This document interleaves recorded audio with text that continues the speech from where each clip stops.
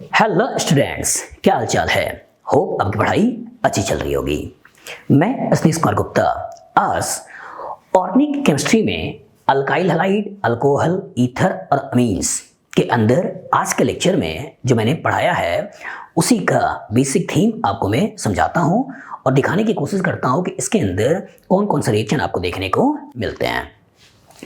अगर मैं सबसे पहले इसके अंदर के कुछ टर्म्स की बात करूं कि अगर जनरल कॉन्सेप्ट और जनरल टर्म्स में तो चैप्टर है alkyl halide, alcohol, ether, amines. मतलब कहानी के अंदर carbon halogen, carbon oxygen, carbon nitrogen के बीच में इलेक्ट्रोनेगेटिविटी का डिफरेंस है, जिसका डिफरेंस की वजह से कार्बन के ऊपर पार्शियल पॉजिटिव है, तो कोई अमीर इसके ऊपर अटैक करने वाला है, इस बॉन्ड को तोड़ने वाला है।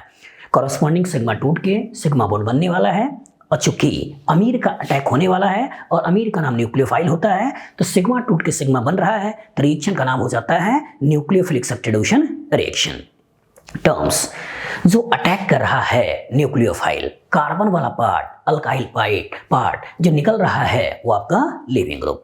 तो कभी कभी जो क्वेश्चन बनाए जाते हैं उसमें सबस्ट्रेट के अंदर अल्काइल में चेंज करके क्वेश्चन बनाए जाते हैं, कभी लिविंग ग्रुप के अंदर चेंज करके क्वेश्चन बनाते हैं, कभी रिएजेंट में चेंज करके क्वेश्चन बनाएगा, कभी सॉल्वेंट में चेंज करके क्वेश्चन बनाएगा, कभी प्रोडक्ट में चेंज करके कॉरस्पॉन्डिंग क्वेश्चन बनाएगा। तो अगर कहानी के अंदर अगर मैं किरदार को देखूं और सबसे पहले लिविंग ग्रुप के बारे में सोचूं तो इसी पीरियोडिक टेबल से कहीं ना कहीं चीजें क्रिएट होती हैं। अगर चैप्टर अल्काइल हैलाइड है तो इन्हीं हैलोजन में कोई ना कोई होगा जो सिस्टम से निकल रहा होगा। तो कौन अच्छा लिविंग ग्रुप है, कौन खराब लिविंग ग्रुप है, प्रॉपर तरीके से क्लियर होना चाहिए। अगर हैलोजन के बाद अगर मैं ऑक्सीजन की बात करूं तो ऑक्सीजन की वैलेंसी 2 होती है, तो इसका मतलब कभी इससे इलेक्ट्रॉन विड्रॉइंग ग्रुप, कभी रेफरेंस वैल्यू, कभी इलेक्ट्रॉन डोनेटिंग ग्रुप लगाते हुए क्वेश्चन को वो बना सकता है। तो क्लियर होना चाहिए कि टूटने के बाद अगर सिस्टम जितना ज्यादा स्टेबल होगा उतना अच्छा लिविंग ग्रुप, तो इलेक्ट्रॉन विड्रॉइंग इसके लिए अच्छे हैं, इलेक्ट्रॉन डोनेटिंग इसके लिए खराब हैं। अलग अलग तरीके से इसके क्वेश्चन बना सकता है, हर लेवल पे आपको तैयार रहना चाहिए। इसके बाद कहानी में आता है कि अगर वो लिविंग ग्रुप है तो कौन अच्छा लिविंग ग्रुप है, कौन खराब लिविंग ग्रुप है। तो कॉन्सेप्ट क्लियर होना चाहिए कि हैलोजन तो अच्छे लिविंग ग्रुप होते हैं लेकिन OH, OR ये सब खराब लिविंग ग्रुप होते हैं। तो OH को अच्छा बनाने के कौन से तरीके होते हैं, OR को अच्छा बनाने के कौन से तरीके होते हैं, NH2 को अच्छा बनाने के कौन से तरीके होते हैं। तो यहाँ तो H+ डालकर हम इसको वाटर के रूप में, यहाँ H+ डाल के अल्कोहल के रूप में निकाल लेते हैं, लेकिन केयरफुल रहिएगा यहाँ H+ डाल के अमोनिया के रूप में नहीं निकालते हैं कि ammonia primary amine, secondary amine, tertiary amine ये सभी एक आपका पुअर लिविंग ग्रुप ही होते हैं। जब लिविंग ग्रुप की कहानी खत्म हो जाती है तो कार्बन वाले पार्ट में आता है अल्काइल। तो यहाँ पे 2 फैक्टर इन्वॉल्व होते हैं, एक स्टेरिक और दूसरा इलेक्ट्रॉनिक। मतलब साइज छोटा बड़ा हो सकता है और कोई ग्रुप इलेक्ट्रॉन डोनेटिंग या विड्रॉइंग हो सकता है। इसके बेसिस पर क्वेश्चन पूछे जाते हैं, प्रॉपर तरीके से क्लियर होना चाहिए। फिर एक एक रिएक्शन को अगर मैं पकड़ूं और उसके बेसिस पर क्वेश्चन बनाने की कोशिश करूं तो SN1 रिएक्शन अल्काइल हैलाइड एक जनरल रिएक्शन आपके दिमाग में होना चाहिए कि उसका सबस्ट्रेट क्या है, रिएजेंट क्या है, प्रोडक्ट क्या है, इसके मैकेनिज्म क्या है, किस किस टर्म्स में इसके क्वेश्चन फ्रेम किए जाते हैं, वो प्रॉपर तरीके से क्लियर होने चाहिए। कहाँ से नॉर्मल क्वेश्चन क्रिएट होते हैं, कहाँ से अच्छे क्वेश्चन क्रिएट होते हैं, ये भी कॉन्सेप्ट आपके दिमाग में प्रॉपर तरीके से होना चाहिए।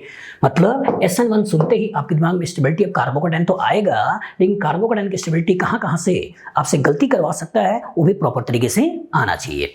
फिर रिएजेंट क्या ले सकते हो, सॉल्वेंट क्या लेना है, प्रॉपर तरीके से कॉन्सेप्ट आपको मालूम होना चाहिए। चूंकि इस रिएक्शन में कार्बोकेटायन का फॉर्मेशन है तो उसका रीअरेंजमेंट की पॉसिबिलिटी जो होती है वो भी प्रॉपर तरीके से आना चाहिए। स्टीरियोकेमिस्ट्री भी प्रॉपर तरीके से होना चाहिए कि सिस्टम अगर कार्बोकेटायन प्लानर बना रहे हो तो अटैक ऊपर नीचे से भी हो सकता है। तो रस्मिक मिक्सचर की कहानी भी क्लियर होनी चाहिए। अब कभी अगर डैस्टीरियमर बन रहा हो तो डैस्टीरियमर की कहानी भी प्रॉपर तरीके से क्लियर होना चाहिए। अगर पैसा आया तो कितना पैसा आया, कहां से आया, ये कहानी क्लियर हो। अटैक हुआ ऊपर से नीचे से तो क्या रस्मिक मिक्सचर में बराबर अमाउंट मिल रहा है या कोई ज्यादा कोई कम मिल रहा है, ये कॉन्सेप्ट भी प्रॉपर तरीके से आना चाहिए। ग्राफ वाइज देखें तो अगर रीअरेंजमेंट नहीं होगा तो उसका ग्राफ कैसा होना चाहिए, रीअरेंजमेंट हो रहा है तो उसका ग्राफ कैसा होना चाहिए, कॉन्सेप्ट प्रॉपर तरीके से आना चाहिए। अगर मैं SN1 रिएक्शन अल्कोहल की बात करूं तो इसकी कहानी भी अल्काइल हैलाइड जैसे ही होती है, प्रॉपर तरीके से कॉन्सेप्ट क्लियर होना चाहिए। क्या क्या परम्यूटेशन कॉम्बिनेशन से क्वेश्चन बन सकते हैं वो आपके दिमाग में होना चाहिए। लुकास रिएजेंट की कहानी भी SN1 रिएक्शन ऑफ अल्कोहल ही होता है। इसकी कहानी क्या होती है, किस लिए इसका यूज करते हैं, लैब टेस्ट में किस तरह से इसका इन्वॉल्वमेंट होता है, कहां से अच्छे क्वेश्चन बनाए जा सकते हैं, ये प्रॉपर तरीके से क्लियर होना चाहिए। इसके बाद अगर मैं बात करता हूं SN1 रिएक्शन ऑफ ईथर की, तो ईथर का भी एक जनरल पिक्चर आपके दिमाग में होना चाहिए कि कहां से कार्बोकेटायन स्टेबल बनाना है, इधर से कौन कौन से फैक्टर SN1 ऑफ ईथर के लिए अच्छे हैं, कौन कौन से फैक्टर SN1 ईथर के लिए खराब हैं, इनके साथ इनकी क्या सिमिलरिटी है, प्रॉपर तरीके से क्लियर होना चाहिए। फिर कहानी में जो ईथर का कॉन्सेप्ट क्लियर हो जाता है, तो उसके बाद आता है last SN1 reaction of amines. और जो SN1 रिएक्शन अमीन्स आता है, प्राइमरी अमीन्स आता है, तो उसके लिए हमको कौन सा रिएजेंट यूज करना है और इसके कॉरस्पॉन्डिंग क्या बनता है, ये भी प्रॉपर तरीके से आना चाहिए। सिमिलरिटी एकदम अच्छे से होना चाहिए कि अल्काइल हैलाइड में क्या देखना है, अल्कोहल में क्या देखना है, ईथर में क्या देखना है, अमीन में क्या देखना है। अच्छा लिविंग ग्रुप है तो क्या क्या लगा सकता है, और एक खराब लिविंग ग्रुप है तो किसका किसका रिएक्शन आपसे पूछ सकता है। मतलब अगर कोई भी केमिकल रिएक्शन होगा तो किस तरह का सबस्ट्रेट है, इनडायरेक्टली किस तरह का चैप्टर है, उसके ऊपर किस तरह का रिएजेंट का अटैक होने वाला है, किस तरह का सॉल्वेंट डालकर इन दोनों को घोलने की बात कर सकते हो, और फाइनली क्या प्रोडक्ट बन सकता है, यही तो आपका रिएक्शन होता है। तो सबस्ट्रेट में अगर प्रॉपर तरीके से क्लियरेंस है, रिएजेंट में प्रॉपर तरीके से क्लियरेंस है, तो प्रोडक्ट तो आप बड़े आराम से बना लोगे। सबस्ट्रेट में क्लियरेंस नहीं है, तभी आप कहीं ना कहीं फंसोगे, तभी सोचोगे कहाँ पे अमीरी है, कहाँ की गरीबी है, और अगर सही तरीके से एनालाइज ना कर पाओ तो आप फंस जाओगे। और आप ना फंसे इसलिए अगर कोटा में है, ऑफलाइन अगर जुड़ना चाहते हैं तो आइए मिलिए हमसे, हम आपके केमिस्ट्री के डर को प्रॉपर तरीके से निकाल देंगे। और आप कोटा के बाहर हैं तब भी मिलिए हमसे और जुड़िए ऑनलाइन क्लासेस के थ्रू, कि जिसके कॉरस्पॉन्डिंग किसी भी तरह का आपके दिमाग में एफर्ट होगा वो हम लोग प्रॉपर तरीके से निकालेंगे और आपके कॉन्सेप्ट को क्लियर करेंगे। ठीक है, मिलते हैं नेक्स्ट वीडियो में जो SN2 के ऊपर बेस्ड होगा, SNI के ऊपर बेस्ड होगा और आपके कॉन्सेप्ट में प्रॉपर तरीके से सब्स्टिट्यूशन की कहानी को समझाएगा।